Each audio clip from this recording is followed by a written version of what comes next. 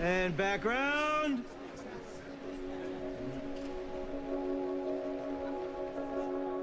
I thought the essential thing about the wedding was to experience it as Bella would. This section of the film is not told in the same shorthand that most movies are made in these days. It takes a minute for her to get down the aisle. It's not just real time. I think you're in sort of a suspended time.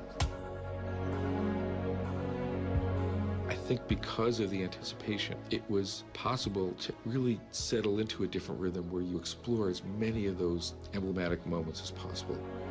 Hey, what's up? No. With Kristen as my collaborator, as long as we could really feel everything that she's going through as she's waiting for it, and then as she walks down that aisle and as she gets to Robert, then I thought it would be a satisfying experience. I do. I do.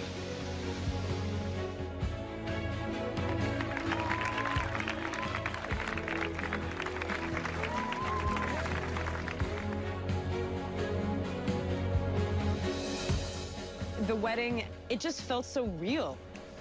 And everyone was sitting in the pews. I was like, thank you for coming to my wedding. You know, it's just like, it was so cool. And I've sort of been ramping up to do that scene for like 3 years. It's a huge, elaborate sequence. There's a ton of stuff to shoot. It's been building up and building up and building up. I think Edward's proposed to her about 50 times by now. So it'd be quite nice. At least he doesn't have to propose anymore. We have the biggest wedding since Charles and Diana. No, it's like everyone's been waiting for this thing, and that's been a fun process. 3 films have been about marry me, yes I will, when we're ready. Now the moment of truth is finally upon us. No one.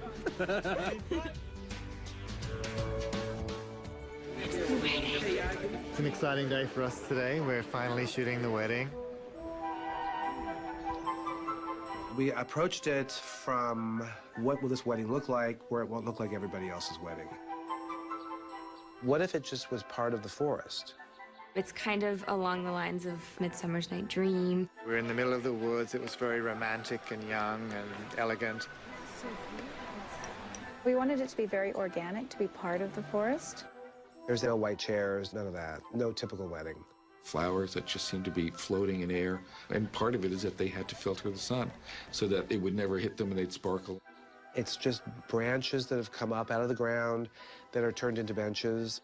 This entire environment was going to just grow out of the forest. It was an enchanted moment in an enchanted place. There's this incredible arch in white flowers.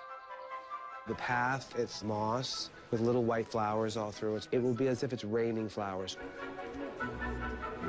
We brought in tables and chairs, and then we had some wonderful tablecloths created from wildflower linens and organic branch candelabra.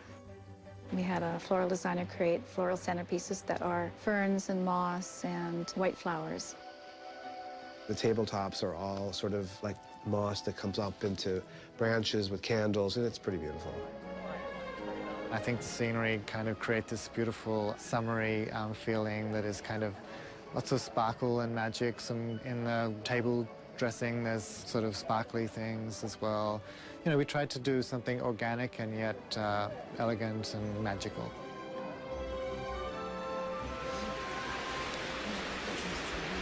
And roll sound. Hey, only mark. And action. Ladies and gentlemen, we are gathered here on this beautiful day to bear witness, to witness the union of Bella and Edward.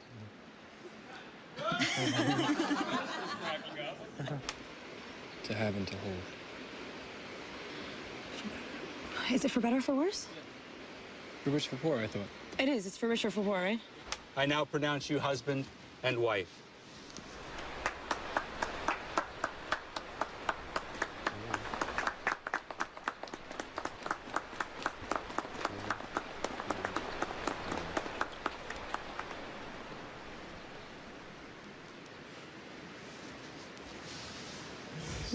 Stop clapping. Yeah.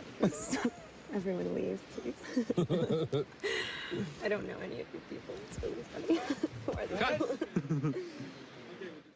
What about I shake his hand as a subtle thing though?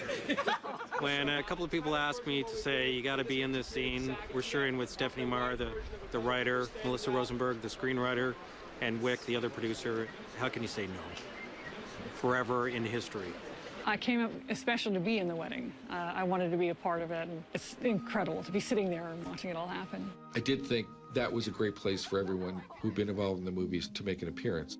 So they're all in the audience, and that's fun, but it wasn't until I was putting the movie together. There was this one shot where we're sweeping past Stephanie, and she's looking into the camera, and I thought, you know, that might be a moment as Bella's getting her bearings if they just glance at each other, and it felt like it, you know, it's always tricky there because you don't want to do anything that's too meta or takes you out of it.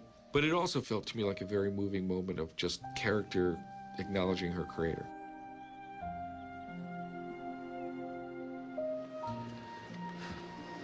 What a freaking gene pool, man. Seriously. You've got some, What? And cut!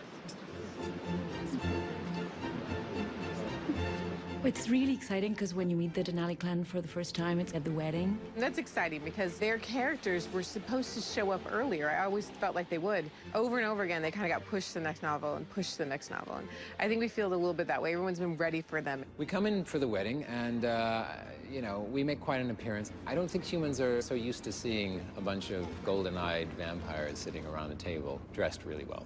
They look fantastic for the wedding. Tanya really dressed to the nines. Oh my God, they're the gorgeous Denali sisters in great dresses. There's like 400 people in our town, and half of us are supermodels. A wedding is just also a chance for everybody to look great. So that was a really fun part of this. The Denali clan started a diet to look okay for the wedding. We shot 3 months in Louisiana and New Orleans, so we've been eating a lot of fried food. Once we got here to Squamish, we're like, okay, now we have the wedding, you know. That was our goal, just to get a little bit more healthy. So we've been like working out, I've been hiking, cross-country skiing, so it's fun. That entire Cullen family, and they're all great-looking people. I think Michael dressed them all beautifully. The actors have been with these characters for such a long time. We sort of designed the dresses together, working out what would be appropriate for our people. We're dealing with very unique characters. They all have an interesting backstory. Each one representing the spirit of when they lived, especially Alice. everything's packed and ready to go. My gown in particular, I've had a lot of say in, and we kind of created it from scratch. With Alice's dress, we thought about the world that she came from, the 20s and the 30s. We looked at the dresses from those periods. We thought that Alice might be influenced by those fashions. Alice is from the 1920s, and so I kind of thought it would be really fun to have that kind of inspire her look. So we created this kind of 1920-ish dress. That period really suits Ashley so beautifully with her short hair and her fashion-forward kind of feisty look. We've given her dress a kind of sparkly quality, and then we added all the feathers down the hem because she is a great dancer, of course, and so we thought that would be great for the dancing sequence. For Esme's dress, we wanted to create something timeless, classic, very elegant that suited her character, so we found a beautiful beaded fabric. I dyed it into the sort of color tones that we were thinking of. We wanted to control all the colors really carefully for the wedding, so we kind of uses a lot of the Cullen purpley grey tones. Well, Rosalie, Nikki's a lot of fun to work with. She's got lots of great ideas, so we talked a lot about evoking the glamour of the 30s with her dress. So we looked at lots of references from old Hollywood sort of stills, and we came up with something kind of romantic and dramatic that suits her personality. It's very elegant. I would say it's not over the top, but it accentuates very specific parts of the body. I don't understand how fashion for guys hasn't really changed in the past 100 years. I love my tux. I love it. Makes you feel like $1 million. We worked with Brioni, who's an amazing Italian suit maker. I did some drawings of what I thought would be great for the boys, and they followed through and made up these beautiful suits right to the design. We thought it'd be fun to have some historical references in the suits. So I looked at suits from the 30s right through to the turn of the century. We have our velvet collar details, got a nice peak lapels. We've got different cuts. We've got, say, knee length and a hip length that are different characters. So it's a kind of nice mix of contemporary and vintage styles. A lot of thought has gone into, in a sense, the reveal of Bella as a bride. It is the big costume of the movie, and I did want to reveal it in stages until finally when she's seen Edward and walks down the aisle, you get the whole vision of it. What I liked about the wedding dress is that they had ingredients to be revealed.